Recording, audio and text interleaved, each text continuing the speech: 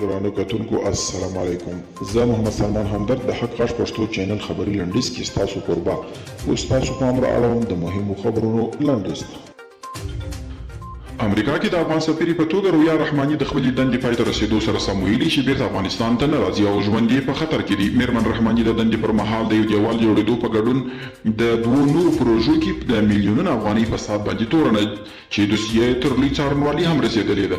ډاکټر نیکمل وایي په غزني کې د کورونا پیښې مخ په زیاتېدو دي. د عامې روغتیا رئیس ډاکټر ظاهرشاه نیکمل رسنۍ ته ویلي تېر اختر کې د خلکو بې احتیاطي او د روغتیا ادارې لارښوونو ته نه پاملرنه هغه څه دي چې د غزني مرکز تر څنګ په ولسوالیو کې هم یادې ناروغۍ ګراف لوړ کړی دي چې له امله یې ځینې کسان مړه شوي هم دي.